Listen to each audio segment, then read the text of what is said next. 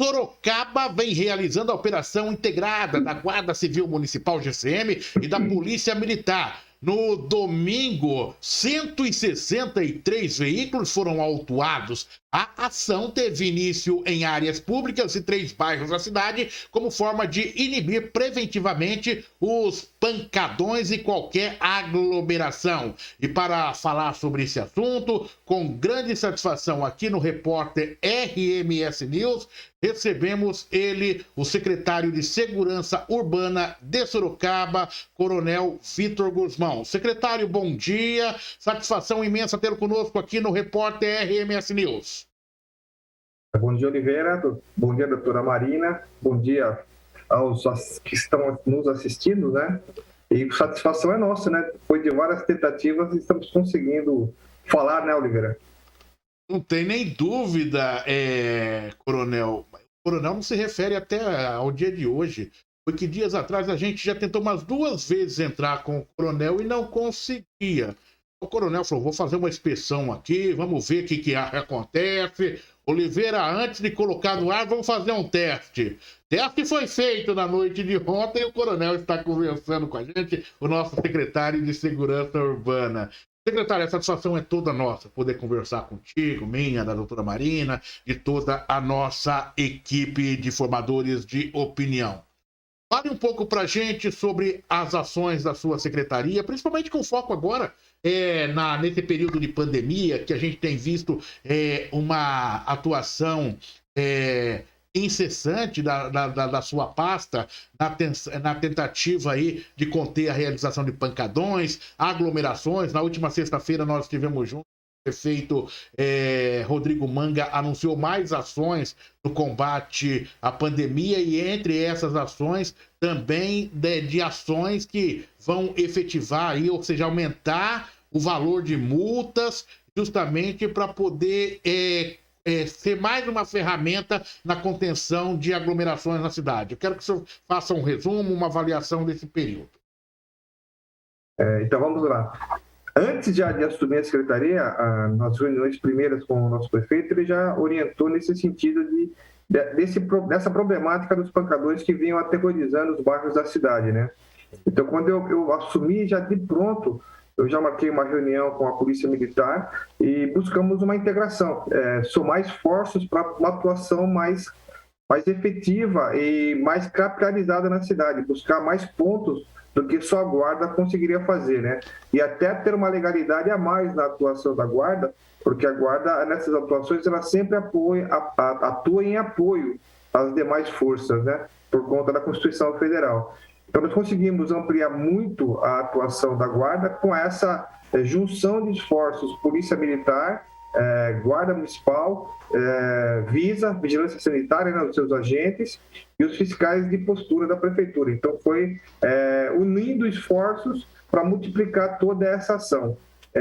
E o resultado, nós conseguimos ter uma resposta muito positiva nos pontos já determinados onde aconteciam esses pancadões. E a atuação sempre foi estabelecida, tecnicamente planejada, para chegar antes da instalação do evento, né? Para evitar a correria, evitar até um confronto com as forças de segurança. Então, nós chegamos antes, ocupamos o espaço e impedimos que as pessoas se aglomerem nessas reuniões, nesses espaços que já vinham acontecendo há algum tempo na cidade, né? Então, são 8 pontos efetivos que nós semanalmente atuamos, né, na cidade, e além desses, nós ficamos com uma equipe correndo a cidade no atendimento das denúncias que chegam ou pelo 90 ou pelo 53 da Guarda Municipal. Então, a gente busca atender todas as situações, além das equipes que acompanham também os fiscais e os agentes da Visa, que já vêm com uma demanda específica para atuação. Então, a gente buscou juntar todas essas ações para ter uma resposta melhor com relação a evitar aglomeração. Principalmente nos dias de hoje, né, todo esse ano, como foi ano passado também, respeitando a pandemia, entendendo da gravidade da pandemia e da necessidade de se evitar as aglomerações, né? Então, a gente busca isso, não é, as autuações dos veículos, não é a parte até criminal, que poderia ser tratada de forma diferente, que a nossa atuação busca. Busca mesmo é evitar a aglomeração e a disseminação do vírus, né? Então, a atuação é focada nisso. E eu venho falando rotineiramente sobre a necessidade da sociedade, da população sorocabana nos ajudar, de ter consciência da gravidade, novamente, nessa situação crítica que o sistema de saúde está atualmente, né? E respeitar e entender que todos hoje são vulneráveis ao vírus. Já se provou isso, que não tem mais idade para que o vírus possa atuar, né? E, além disso, o jovem que está participando, sem consciência do que está acontecendo, está contaminando a sua família. Então, ele não está tendo essa percepção. E ocorrem festas clandestinas, muitas pela cidade, o que nos obriga a acompanhar a rede social e atender algumas demandas que nos chegam pelo telefone. Mas, apesar de todo esse esforço, nós não temos capacidade de resposta para tudo que vem acontecendo na cidade. Então, é por isso que a conscientização de todos é fundamental, que só essa atuação, aspas, preventiva, repressiva dos agentes de segurança, da Visa e dos fiscais, não dá resposta para o volume de ocorrências que nos está chegando, né? Esse é o grande problema. Uma média de quantas ocorrências dia focada nessa questão de aglomeração, pancadões, secretário? Olha, eu falo mais de final de semana, quinta, sexta, e sábado e até domingo, né? Que domingo tem a parte vespertina, nem tanto noturna, mas a parte da tarde que é um pouco mais complicada, até próximo de 21 horas, né? Mas de demanda, de ligações, para você ter uma ideia, fora as nossas ações que já estão em desenvolvimento, chegam de 20 a 30 ligações comunicando eventos clandestinos pela cidade. Então fica muito difícil você, já com efetivo no terreno, atuando, conseguir dar respostas para essas ações de bares, de chácaras, de casa, e aí vai, né? Uma infinidade de ações. Secretário, o senhor citou aí 8 pontos na cidade, né, de maior aglomeração. O que a gente percebe é que com essa ação efetiva em finais de semana da GCM e da PM nesses locais, esses grupos estão procurando determinados locais isolados, principalmente aqueles chamados bairros tradicionais, em que tem uma praça que é ali entre uma escola, entre moradias. E vou te contar, fazem um inferno. Eu, por exemplo, nós residimos numa área próxima a uma praça, e até 2, 3 horas da manhã é um inferno. E a gente fala assim, mas foi igual o Chapolin Colorado, né? Aquela série da TV. A quem recorrer? Né? Porque a polícia e a GCM, o secretário Guzmão, coloca lá que as atividades estão sendo desenvolvidas. E a gente depara com a movimentação de vocês nas ruas. Só que a gente também se sente vulnerável nesse aspecto. Então, a gente fala, enxugar gelo. É enxugar gelo?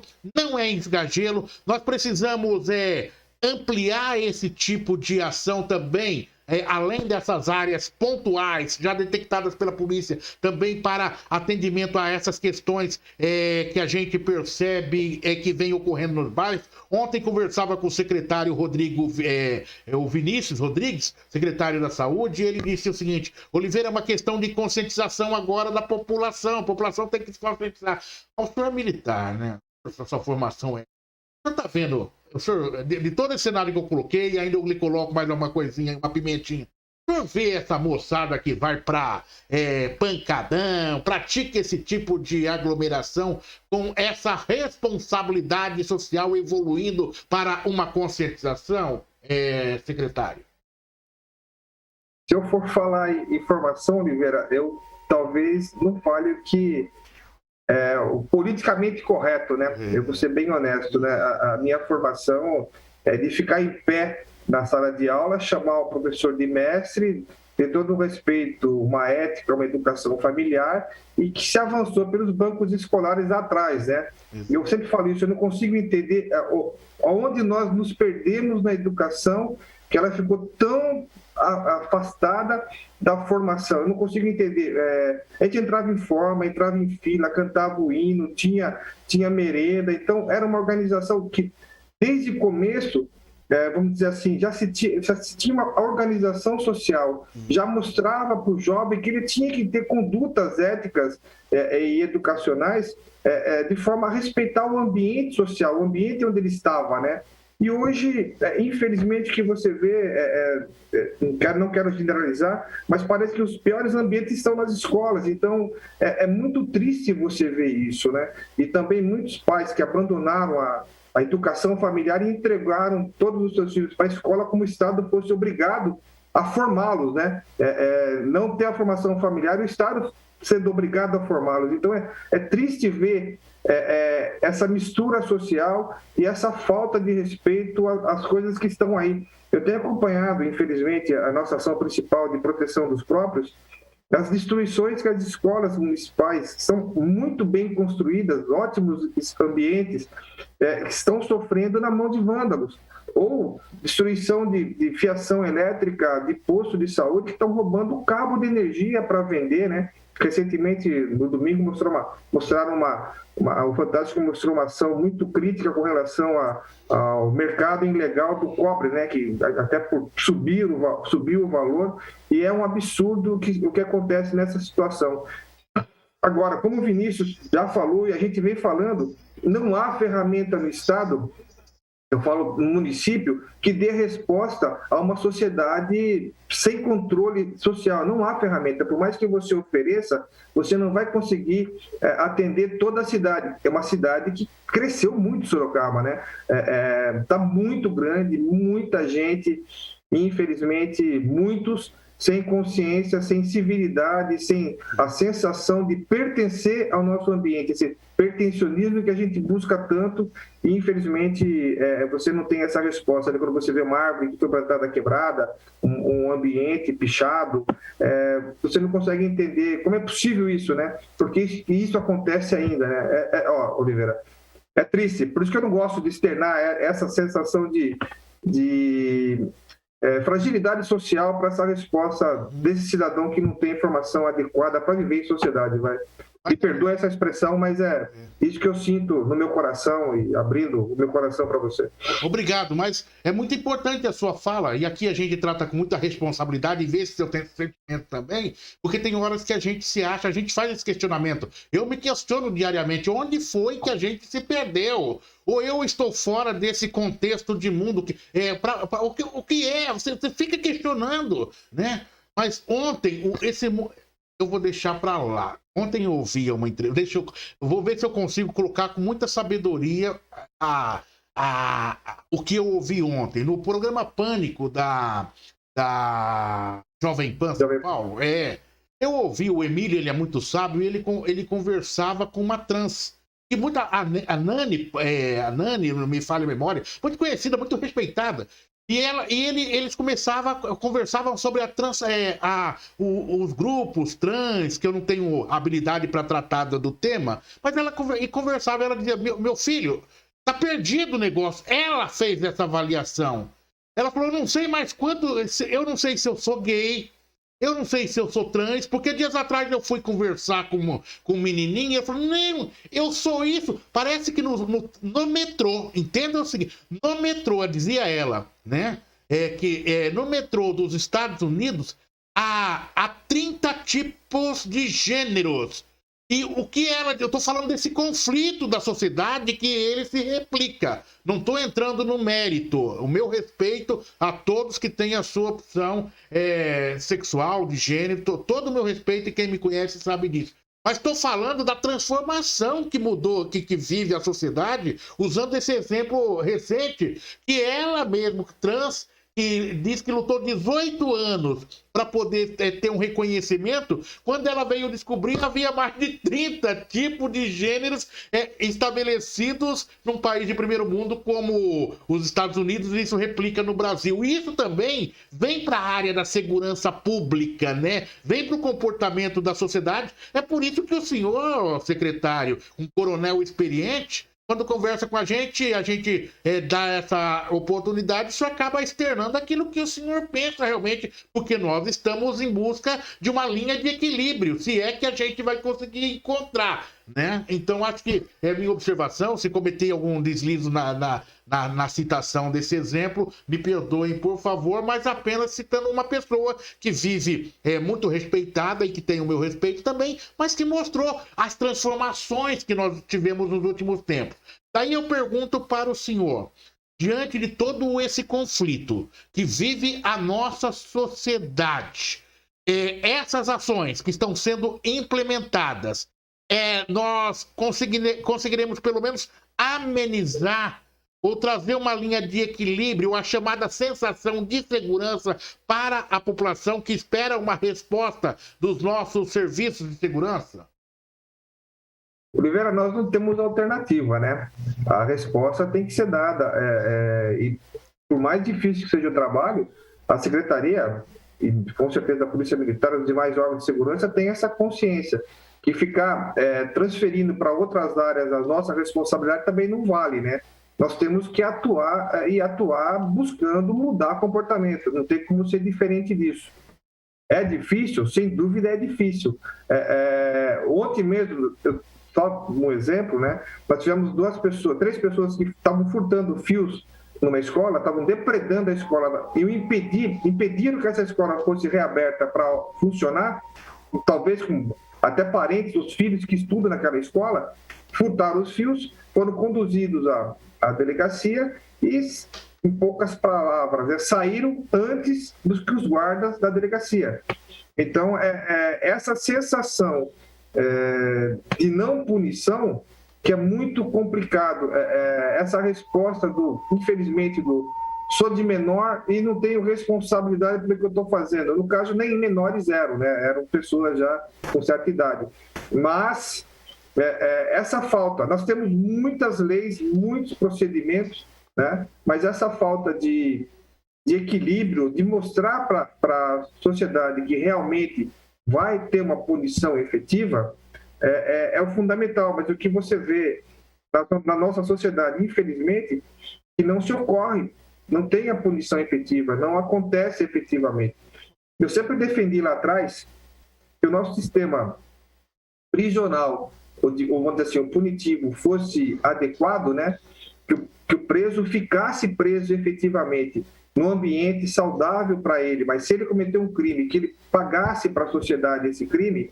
Então, era uma resposta social. Você vai ficar preso, você não vai ter visita íntima, você vai ter que comer a comida que o Estado oferece, você vai ter um ambiente saudável na sua prisão. Mas você vai ter um gibi para você ler, vai ter um livro para você ler, uma cama, um banheiro e uma pia. Mais nada, sem nada. Você vai cumprir a sua pena de forma integral. Você não vai ter como escapar disso, não vai ter subterfúgios, infelizmente, não falo subterfúgios, né, mas caminhos legais que permitam que você não cumpra a sua pena e você saia antes disso.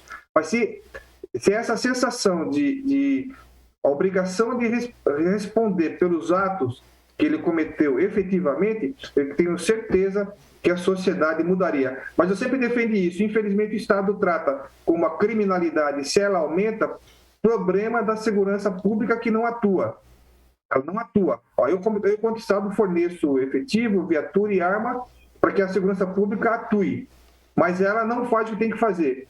Então, o Estado entende como culpa dos agentes de segurança pública. Mas agora, quando a cadeia está cheia e está pressionando o Estado para tomar outras providências, até se aliviar a situação de punição dos presos, que infelizmente a mídia divulga muito isso, então aí o Estado entende como culpa dele. Essa diferença dos responsáveis pela insegurança, muitas vezes leva para esse caminho absurdo e tudo é possível, dessa liberdade exagerada, né? Como você falou no começo, é uma liberdade que você acaba não tendo controle. Como você vai controlar isso se tudo pode? Igual você falou, todo mundo é todo mundo, mas como todo mundo é todo mundo? E a sociedade, não tem uma sociedade que é mais segura ou mais reta para você seguir? Então você falar hoje que eu sou assim, eu sou hétero. Nossa, você é hétero? Você está por fora, meu. Tem que buscar alguma alternativa. Vá no QI+, deve estar nessa área de QI+, ou outra área qualquer.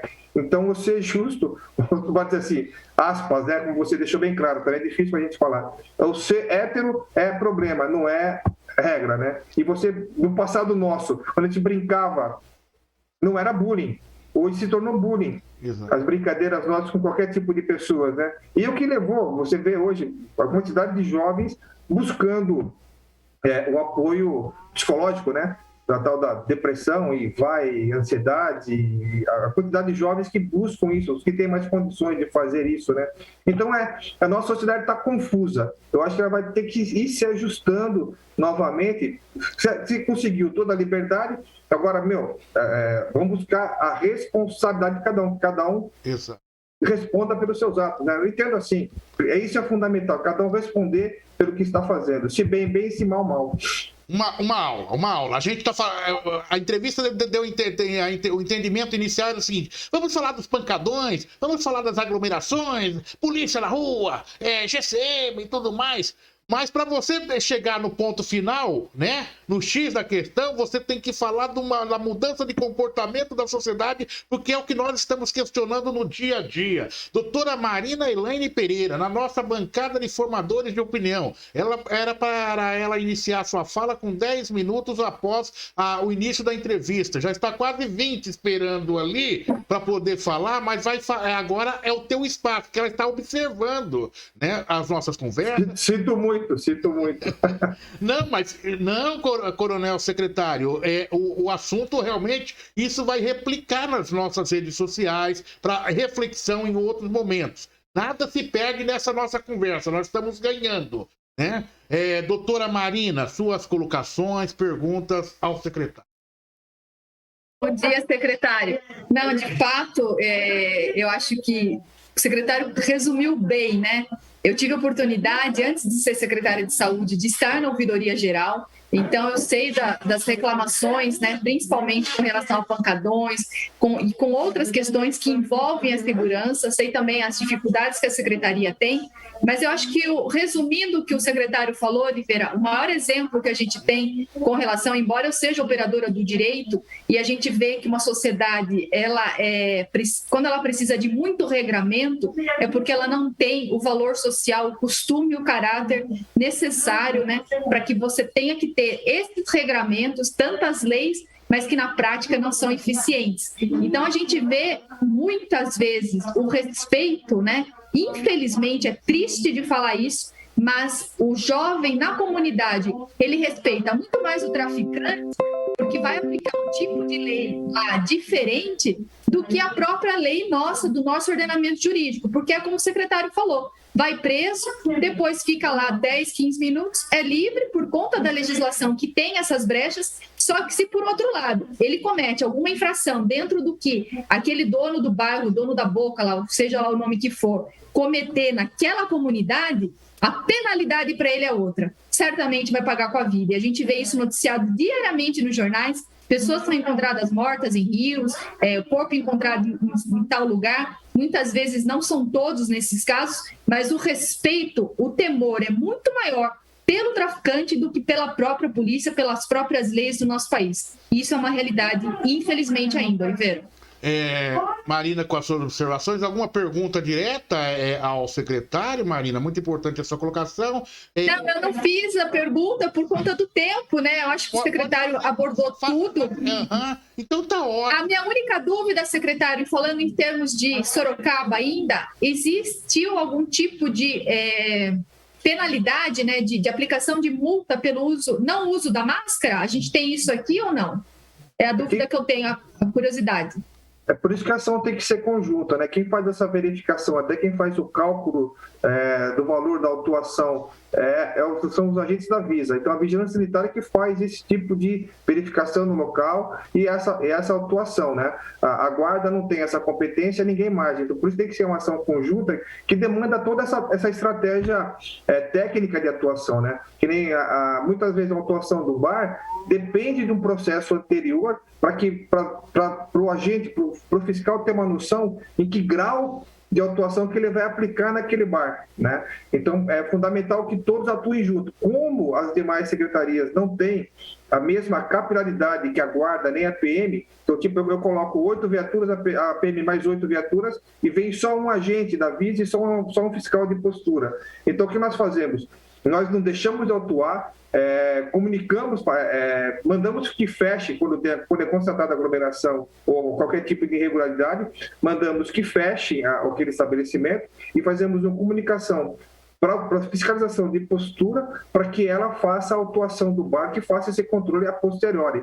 Com relação ao uso da máscara, nós não conseguimos ter essa medição para essa situação. Quem tem que fazer, quem é o técnico, são os agentes da Visa que têm essa competência para essa atuação.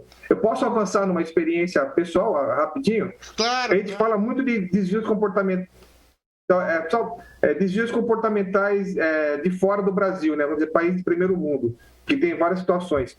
Mas eu tenho parentes que moram fora, que os filhos estudam até as 16 horas na escola, saem da escola, vão para o mercadinho local próximo do bairro, uma menina é caixa, outra é empacotador e outra entrega. Acabam esse serviço de 3 horas no mercado, vão para casa, jantam e vão estudar. Essa é a sociedade verdadeira americana que dá certo. Mas a gente busca os errados, né? Busca aqueles desvios comportamentais que não é a regra da sociedade americana, né? Senão o sonho americano não aconteceria, né? Como acontece diariamente. Então a gente busca os errados. Eu até vi um comentário muito interessante no passado que falava depois pós-depressão, todos os americanos, toda a mídia nacional buscou privilegiar o bom moço. Então, qualquer tipo de filme, qualquer tipo de ação comercial, sempre ganhava a pessoa boa. Então, não era o bandido que ganhava,